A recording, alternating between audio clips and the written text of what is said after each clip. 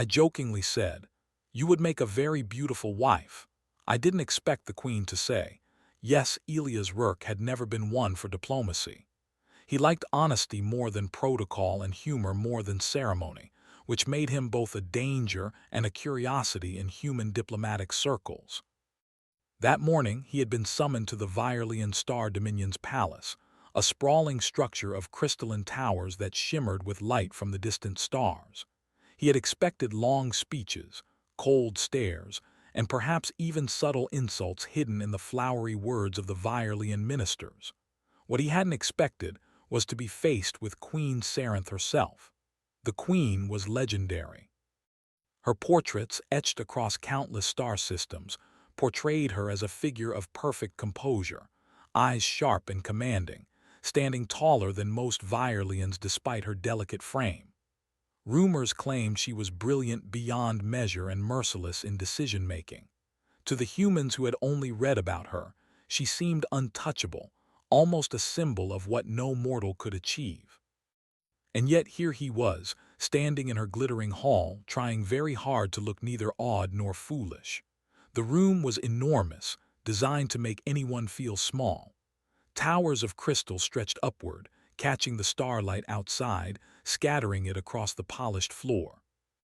A dozen Virelian courtiers stood around in silence, their expressions neutral, their hands folded in the precise way their culture demanded. They watched him closely, waiting for any sign of weakness. Elias could feel their eyes like tiny lasers, probing for a mistake, and his stomach did a little twist. He gave a small, polite nod and walked forward. "Captain Rourke," a voice like polished glass said. It carried a calm authority that made him straighten instinctively. Queen Sarenth appeared at the far end of the hall, seated on a raised platform that made her look even taller, though in truth she did not need the height to command attention. "You are here to discuss trade agreements?" she asked, her tone neutral but precise, as if she were weighing every word before it left her mouth. "Yes, Your Majesty," Elias said, bowing slightly. "I represent the United Earth Council, and we hope to discuss mutual trade benefits and cultural exchanges between our species." He paused, realizing how dry that sounded. With a sudden urge to break the tension, he added, "And perhaps offer a human joke or two. I hear your people do not usually enjoy humor, but we have been told that a little laughter sometimes changes minds. Humor misused can have consequences." Encouraged, he continued more boldly, "Nearly made a treaty void because she was so offended. I think she eventually understood, but it took 3 planetary cycles." There was curiosity there, and that was dangerous for anyone trying to predict her reactions. But for Elias, it was invigorating. Feeling a rush of reckless courage, he added a small, joking remark, his voice light. "Your Majesty, I must say, you would make a very beautiful wife." Elias' heart skipped. He had expected awkward silence, maybe mild disapproval. He had not expected that. The queen leaned back in her chair, silent for several long beats that felt like hours. Elias tried to force a smile, shrugging lightly, attempting to soften the moment. I meant it as a compliment, a human compliment." "I didn't." She must be joking. No, she couldn't be serious. And yet the tone, the posture, the unwavering gaze told him she was. "You accept?" Elias finally managed to ask, his voice a little higher than normal. He had never been more terrified in his life. This was not part of any protocol. This was not part of any negotiation. This was insanity or brilliance or both. He wasn't sure which. "Yes," Queen Sarenth said again, the tiniest edge of a smile playing at her lips. "Under Dominion law, a sincere offer spoken without coercion must be honored if accepted. You have spoken freely. I have answered freely." He had no idea what this meant, what he had just triggered, or how humanity would react. All he knew was that he had just jokingly proposed to a queen, and she had said yes. Later, in a private chamber, the queen explained, her voice calm, measured, yet not unkind. "Captain Rourke, you must understand, my acceptance is not merely personal. It is political, legal, and cultural. The moment I said yes, you became part of a process that has not been invoked in centuries. The conquered of Virelians is watching. Other species are watching. The consequences are vast. It does not alter perception. Yet you spoke with honesty, with humor, without pretension. That is rare among diplomats. That is dangerous. That is human. Here was a queen, a being centuries ahead of him in culture and intellect, calling his species, his very nature, dangerous. And for the first time he felt a surge of pride. Elias spent the rest of the cycle trying to comprehend the implications. Human leaders debated furiously whether to support him, evacuate him, or reject the process entirely. Many worried that humanity had just angered the most powerful ruler in this sector of the galaxy. Yet, some voices argued that this was unprecedented. A human had gained the attention, even respect, of a species known for its unyielding logic. Some said it was a mistake. Others whispered it might be humanity's greatest opportunity yet. Meanwhile, Elias returned to the Queen's court as protocol required to prepare for what they called the formal engagement process. He learned that he would need to understand Virelian laws, rituals, and expectations, not as a soldier or diplomat, but as a partner, a consort, a participant in a system he barely understood. He would need to navigate complex politics, survive scrutiny from a society that had never known voluntary choice in a ruler's personal life, and prove that he was worthy of standing beside the Queen, not as a joke, but as an equal. During their first private discussion, Sarenth said, almost thoughtfully, "You amuse me, Captain. Perhaps because you do not know fear, or because you do not fully understand the stakes. Humans are unpredictable, and yet, perhaps that is what the Dominion needs." He had faced pirates, hostile planets, and trade disputes, but nothing had made him feel both terrified and exhilarated like this. To joke with a queen and have her accept had opened a door not just for himself, but perhaps for all humanity. And the idea that he could help a centuries-old empire question its rules through nothing but honesty and courage, that thought thrilled him. As the first cycle of the engagement drew to a close, the human envoy and the queen walked the crystalline halls together. Elias noticed details he had never seen before, the subtle shifts in light, the patterns in the floor, the way courtiers moved like clockwork. Sarenth's presence was commanding yet not oppressive. She was a ruler, yes, but also a being who saw him as an individual. It was an unfamiliar, almost intoxicating sensation. And so, the joke that had started in jest became the spark of something far greater, a bridge between species, a challenge to tradition, and the beginning of a story that neither the humans nor the Virelians would ever forget. Elias didn't know what lay ahead, but one thing was certain: his life, and perhaps humanity's place in the galaxy, would never be the same. Elias Rourke could hardly sleep.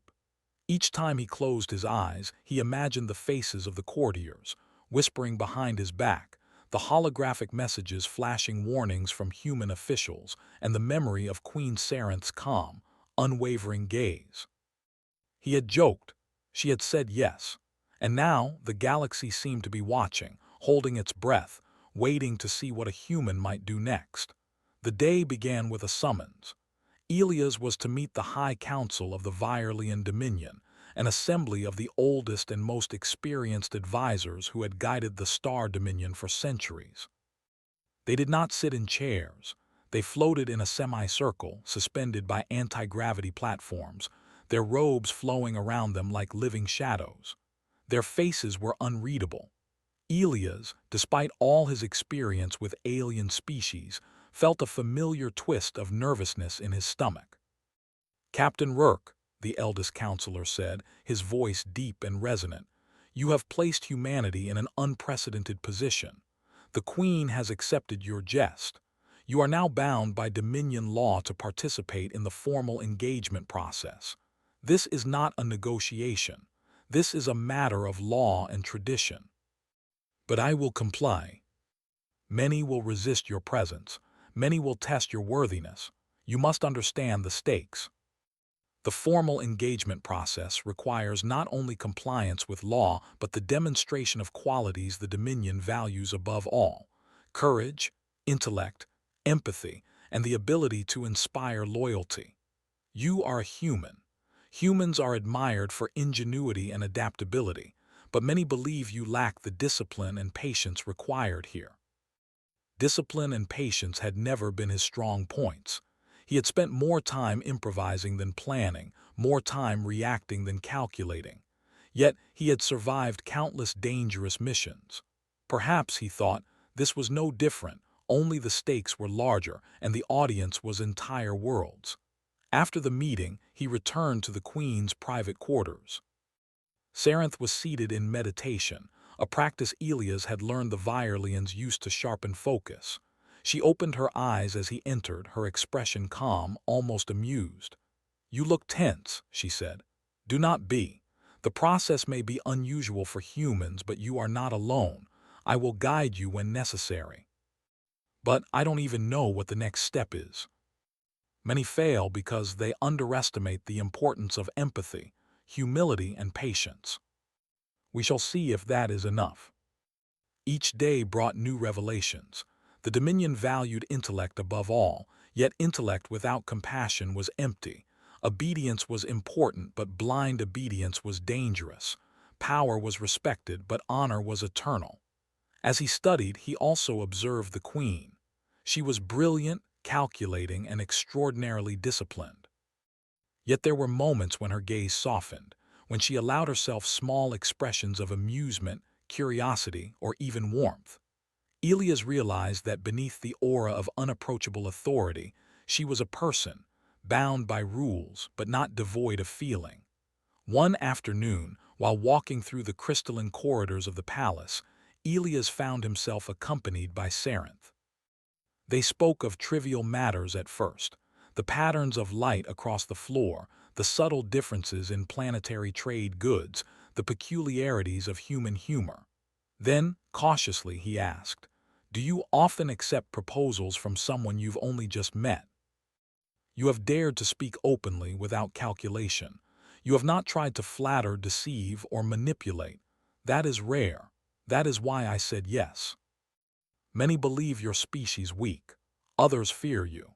If you succeed, if you demonstrate qualities worthy of standing beside a sovereign of the Dominion, perceptions may change. Entire civilizations may reconsider what they think of humanity." The first trial of worth was scheduled soon. Elias was led to the Hall of Judgments, a vast arena where the Virelians tested potential consorts through simulations, logic puzzles, and moral challenges. The hall itself was mesmerizing, a dome of shifting light and projection, where illusions could become reality and where thought and action were scrutinized simultaneously. The first challenge was deceptively simple. Elias was presented with a scenario in which he had to allocate resources between two colonies, both in crisis, one struggling with famine and the other with a contagious disease. The Dominion's advisors observed silently, as though the weight of the universe depended on his choice. Elias considered carefully. The famine could be mitigated with food shipments, while the disease required quarantine and specialized medical intervention. If he prioritized one over the other, lives would be lost. He thought of the humans he had saved in faraway missions, the children who had survived against impossible odds because someone had chosen courage over convenience. He spoke clearly, outlining a plan that balanced immediate aid with strategic intervention, ensuring that both colonies received attention. The advisors whispered among themselves, impressed. The Queen nodded slightly. Elias felt a flicker of relief. He had passed the first test, not by force or cunning, but by reasoning with empathy. The next trial tested his ability to inspire loyalty. He was placed in a simulated council of Virelians, some of whom opposed his ideas. He had to negotiate, listen, and convince them to work toward a common goal. At first, the counselors were resistant, their arguments precise and sharp. Elias realized that anger, arrogance, or manipulation would fail. Instead, he appealed to logic, fairness, and shared responsibility. Slowly, the simulated council began to follow his guidance, recognizing the merit of his approach. The trials continued, each more complex than the last. Elias faced ethical dilemmas, leadership challenges, and scenarios designed to provoke fear, doubt, or temptation. In every case, he relied on human ingenuity, honesty, and compassion. The Dominion citizens began to hear whispers of the human who surprised the queen, and their skepticism slowly shifted toward curiosity. Meanwhile, the galaxy reacted. Human leaders debated whether Elias had acted recklessly, while rival civilizations watched with a mixture of amusement and concern. Some speculated that humanity had found a way to influence the Dominion without force. Others worried that this was a trap. Through it all, Elias remained focused, guided by the Queen's quiet support and the principles he had always valued: integrity, courage, and empathy. By the end of the cycle, Elias had not only survived the trials but had begun to earn the respect of the Dominion itself. The courtiers who had whispered behind his back now observed him with cautious admiration.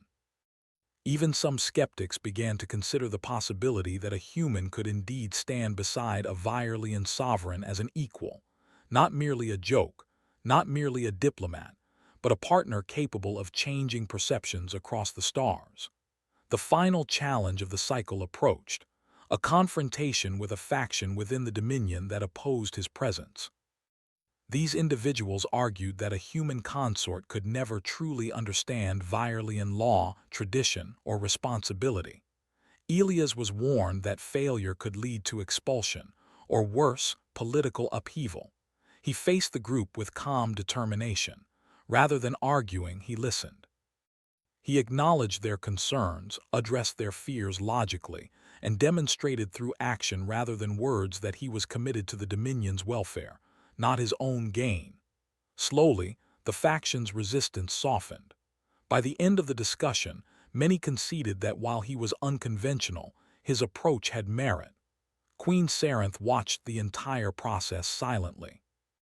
When it concluded, she approached him. "You have done more than survive, Captain Rourke. You have proven that a human can stand beside a Virelian not through dominance, not through deception, but through honesty, intelligence, and empathy. You have passed the first cycle of the formal engagement process. This is unprecedented." I don't know what to say, Your Majesty. I only tried to be human." And together, they had begun a process that could reshape not just their lives, but the perception of humanity across the galaxy. The challenges ahead would be greater, the stakes higher, but for the first time he felt not fear but purpose. He realized that the galaxy was watching, yes, but more importantly, he was no longer just a human envoy. He was part of a story far larger than himself, one that would challenge old rules, inspire loyalty, and perhaps, in time, change the course of history. And for a man who had only intended to make a light-hearted joke, this was far more than he had ever imagined. The palace was quiet that evening, though the stillness felt heavy. Elias Rourke had expected the trials to be over, but the Queen had warned him that challenges were never truly finished in the Virelian Dominion. The first cycle had passed, and he had earned cautious respect, yet the political tensions around him had only grown stronger. As he walked through the corridors with Sarenth, he noticed the subtle glances of courtiers, the shifting positions of guards, and the faint hum of communication devices. The Dominion was watching him, the human who had dared to joke, the one who had survived the first tests. But not everyone welcomed his presence. "Elias," Sarenth said quietly, "the next stage will test not only your character but your ability to stand beside me against those who resist change. You will need courage, patience, and the wisdom to act when others falter." Now, it seemed, he would face the real consequences of his actions. The next morning, he was summoned to the Grand Chamber, a hall reserved for high-level council deliberations. This time, it was not a simulated trial but a confrontation with factions openly opposing his presence. Leaders of influential sectors argued that no human could ever understand the complexities of Dominion law, that the queen had been misguided in accepting his joke, and that tradition should not be broken. Elias took a deep breath. He could feel the tension radiating from the gathered dignitaries. In human diplomacy, he would have walked away or tried to use humor to diffuse the situation. Here, such an approach could fail disastrously. He realized that the challenge required more than clever words. It demanded integrity, patience, and clear reasoning. He began to speak, carefully choosing each word. "I understand your concerns," he said, "and I do not presume to know everything about the Dominion, but I am here not to replace your laws or traditions, but to support them. I have learned from the Queen, and I have faced the trials with the goal of demonstrating that humanity can act with honor, loyalty, and intelligence. I do not seek power for myself. I seek to stand with the Queen and serve the Dominion. If you judge me only by the differences between our species, you will see only limitations. But if you judge by actions, by choice, by willingness to act with fairness and courage, then perhaps you will see that humans are capable of partnership, not just conflict. Actions are another matter. Will you stand beside the Queen when others threaten her rule? Will you act when lives are at stake, even if it means personal risk? I will face any challenge, protect the Queen, and support the Dominion, not for glory, not for fame, but because it is the right thing to do. I will not falter. I accept him as my consort in both law and practice. Those who resist must consider whether they value tradition over justice." Others remained skeptical, whispering among themselves, but no one openly challenged the Queen's decision again. Despite this small victory, Elias knew the trials were far from over. There were still factions plotting in secret, ambitious courtiers who saw the human consort as a threat to their influence. Rumors of uprisings and political sabotage circulated through the palace, and the Queen's advisors warned him to remain vigilant. One evening, as Elias trained in the palace gardens, Sarenth approached him. The gardens were a rare sanctuary, filled with bioluminescent plants that glowed softly in the twilight. "The trials you face now are not formal," she said. "They are real.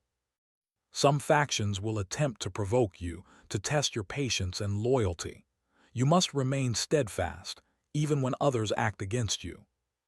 True courage is not just in battle, Captain. It is in restraint, in wisdom, in choosing the right course when emotions run high. The Dominion has never seen a consort who approaches these challenges as you do. That is why this is significant. That is why history will remember this moment." During a council meeting, a faction attempted a bold move.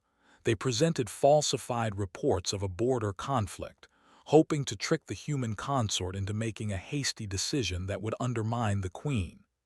Elias listened carefully, reviewing every detail, analyzing the information against what he had learned in the past cycles. He raised his voice calmly, addressing the council. "These reports are inconsistent.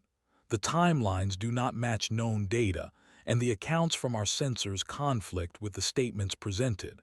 I urge caution before action is taken. We must verify facts before responding. Rushing into a decision based on incomplete or falsified information would harm the Dominion and its people. I recommend investigation and patience." Elias had won not through aggression, but through reason and calm judgment. His actions reinforced his growing reputation as a consort who could navigate the Dominion's complex politics without fear or haste. Over the following cycles, Elias continued to face subtle challenges: disputes between sectors, philosophical debates, and social trials designed to provoke jealousy, mistrust, or arrogance. Each time he relied on the principles that had guided him through life: honesty, empathy, and courage.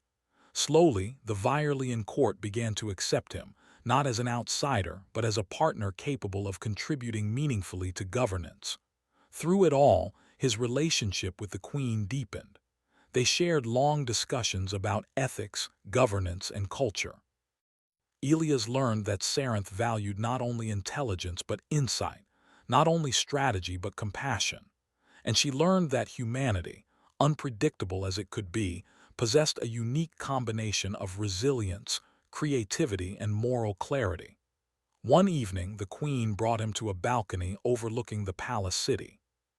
The stars stretched endlessly above, and the lights of countless ships and buildings shimmered like constellations brought to life. "You have passed the formal trials, Elias," she said, "but the true test is what comes next. Leadership, loyalty, and courage are measured not only in controlled environments but in the face of unpredictable events. Whatever comes, I will stand by you and the Dominion. I will not falter." Armed with the support of loyal counselors and the Queen's guidance, he confronted the faction leaders who had plotted against him. They attempted to sway public opinion, using rhetoric and fear to challenge his position. Elias remained calm, addressing each concern logically, appealing to both reason and moral responsibility. He demonstrated that his loyalty was unwavering and that his decisions were guided by the principles of justice, not personal ambition. Slowly, the tide turned. Citizens and counselors began to see the human consort not as a threat but as a stabilizing presence, capable of balancing ambition with responsibility. Even the most vocal skeptics were forced to acknowledge that Elias had navigated challenges with intelligence, integrity, and courage. The queen observed the proceedings silently. When the last faction conceded, she approached Elias, her expression proud yet reserved. "You have done what few could. You have not only survived the trials but have shown that humans, when guided by principle and courage, can stand beside a sovereign as equals. The Dominion has been forever changed by your actions." Humanity had shown that courage, honesty, and loyalty could alter perceptions across the galaxy.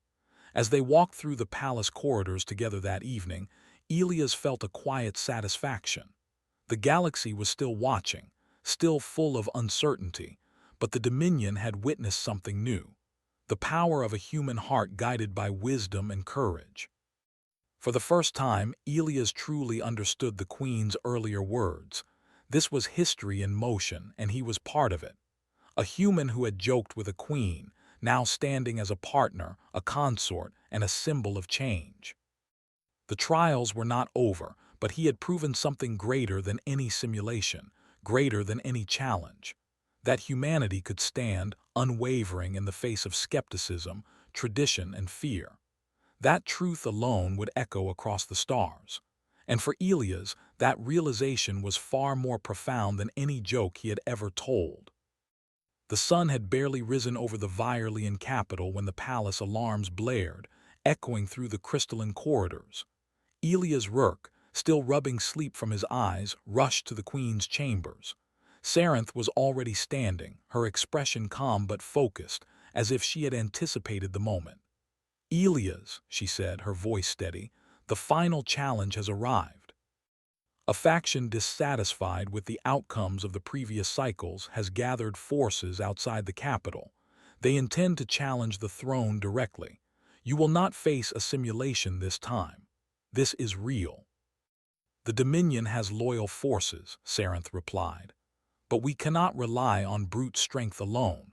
They respect authority, tradition, and loyalty.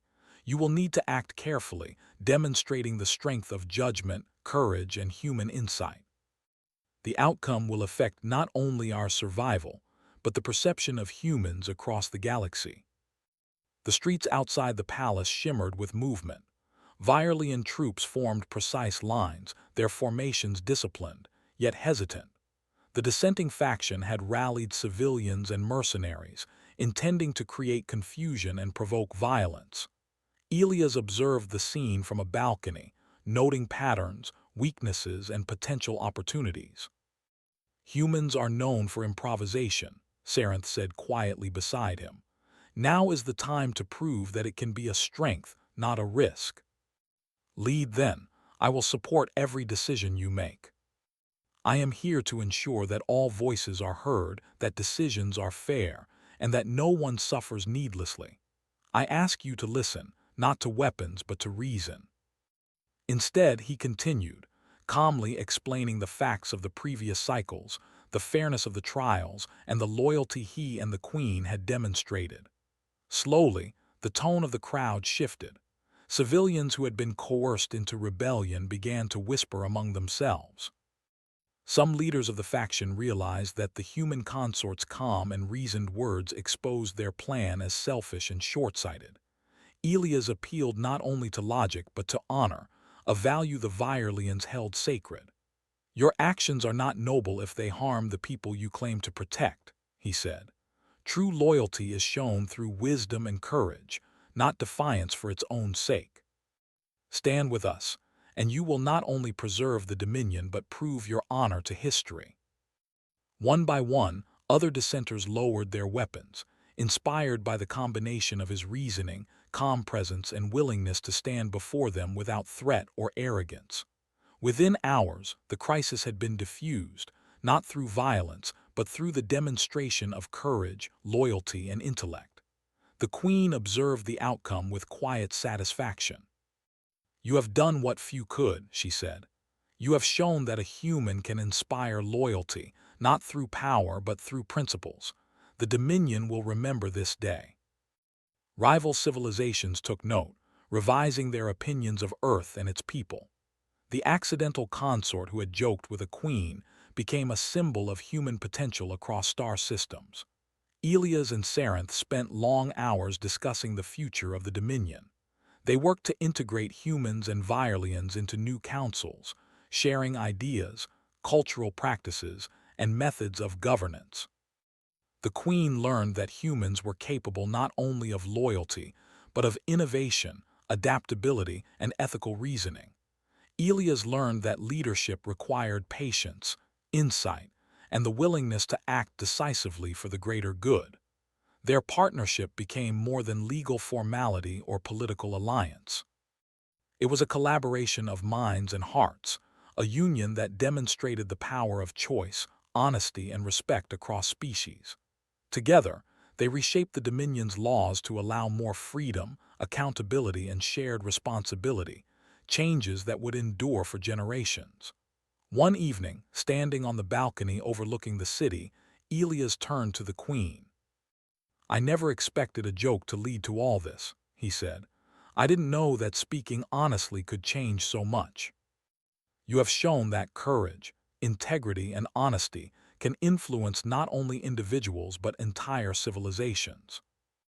If humans can show respect, fairness, and courage, perhaps others can too. This is history, Elias, and you are part of it." The galaxy began to recognize the potential of humanity, not as conquerors or weaklings, but as capable, courageous, and wise allies. Throughout it all, Elias never forgot the moment that had begun it all, the joke spoken in a palace hall, the words that had been meant lightly, yet carried the weight of fate. What had seemed trivial had changed the course of history. A human had dared to speak freely to power, and in doing so, had reshaped the future of an entire civilization. The Queen and her consort continued to work side by side, not as rulers and subjects, but as partners committed to the welfare of the Dominion and the galaxy beyond. Their bond was founded not on obligation or custom, but on mutual respect, shared principles, and the courage to face challenges together. One evening, as they watched the sunset over the crystalline towers, Sarenth spoke softly. "Captain Rourke, do you realize what you have done? But I also know that there is more work to do. This is only the beginning." A joke had started it all, yes, but the outcome was far greater than he could have imagined. Humanity had earned respect, not through conquest or force, but through intellect, integrity, and heart. And together with the Queen, he would continue to shape a future where honesty, courage, and wisdom were honored across the stars. As night fell and the stars stretched endlessly above the Dominion, Elias felt a profound certainty. He was no longer simply a human envoy. He was a symbol, a partner, and a witness to the power of choice and integrity. What had begun as a light-hearted joke had become a legacy, a reminder that even in the vast, complex galaxy, humanity could stand tall, guided by courage, wisdom, and heart. And for Elias Rourke, that was the greatest victory of all.